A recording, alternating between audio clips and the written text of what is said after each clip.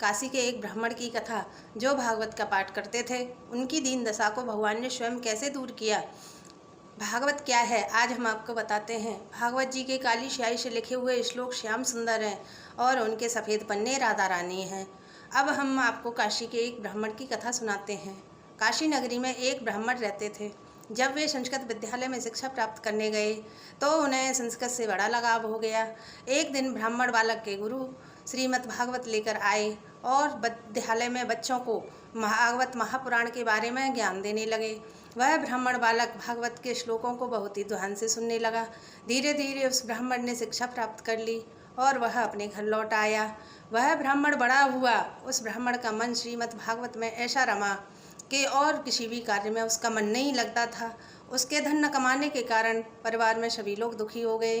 तब किसी ने सुझाव दिया कि इसका विवाह कर दिया जाए तो यह अपनी जिम्मेदारी संभाल लेगा।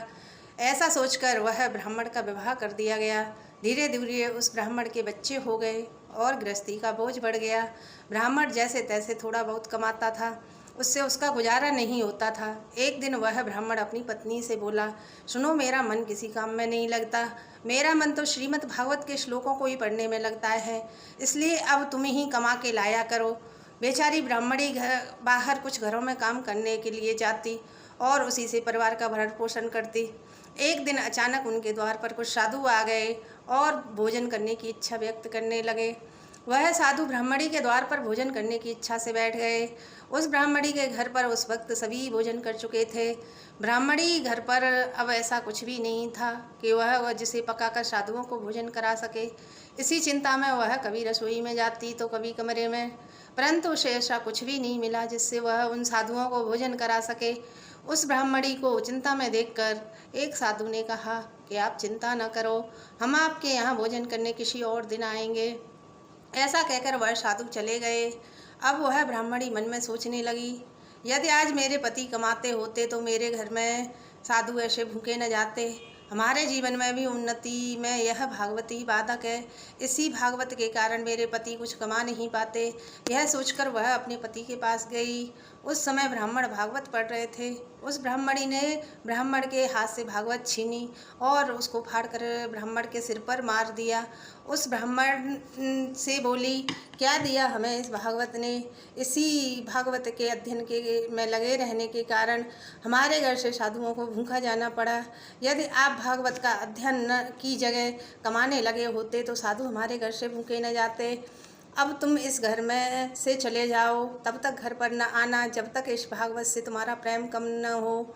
वह ब्राह्मण भागवत के पन्ने इकट्ठा करते हुए गंगा के किनारे चले गए और गंगा के किनारे बैठकर प्रार्थना करने लगे, हे दयालु भगवान, मेरी पत्नी को माफ़ कर देना। आप तो सदगति प्रदान करने वाले हो। आपने उस पूतना को भी सदगति दे दी जो आपको मारने आई थी। आप ऐसा ही करना जिससे मेरी पत्नी का कल्याण हो जाए। ब्राह्मण की ऐसी वाणी सुनकर श्री कृष्ण एक ग्वाले का रूप धारण करके आ गए। एक टोकरी सिर पर रखकर उस ब्राह्मण के घर पहुंच गए और इशारा करके ब्राह्मणी को बुलाया। जब ब्राह्मणी का आई तो उन्होंने एक कागज़ पर लिखकर बताया कि उस ब्राह्मणी के पति उसके यहाँ नौकरी करते हैं, परंतु उन्होंने आज तक कुछ भी नहीं लिया। आज उन्हें इस धन की ज़रूरत है, वही देने आया हूँ। और वे ग्वाला बने श्री कृष्ण उस टोकरी ब्राह्मणी को देकर चले गए। जब ब्राह्मणी ने टोकरी खोलकर देखी तो वह अमूल्य रत्नों से भरी थी।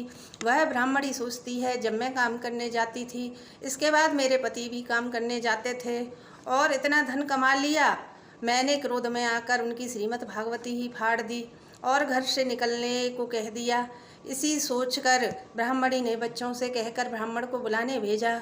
जब ब्राह्मण घर लौट कर आए तो वह देखकर चौंक गए और बोले, मेरे जाने के बाद ऐसा क्या हुआ जिससे हमारे दिन बदल गए? तब ब्राह्मणी कहती है, तुम तो ऐसे अनजान बन रहे हो जैसे कुछ जानते ही नहीं हो।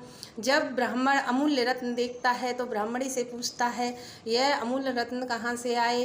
तब ब्राह्मणी गूंगे मालिक के बारे में बताती है और कहती है कि तुम उसके यहाँ नौकरी करते थे, वही मालिक धन दे गया है और यह कागज़ भी दे गया है। जब ब्राह्मण ने उस कागज़ को देखा तो उसमें श्याम सुंदर का स्वरूप नजर आया। वह समझ गए कि यह सब उनके प्रभु का काम है। इस प्रकार श्याम सुंदर ने उस ब्राह्मण को उसके पुण्य कर्मों का फल दे दिया। यदि आपको मेरी यह प्रसंग अच्छा लगे तो लाइक करना। श्री शिवाय नमस्तुभ्यं।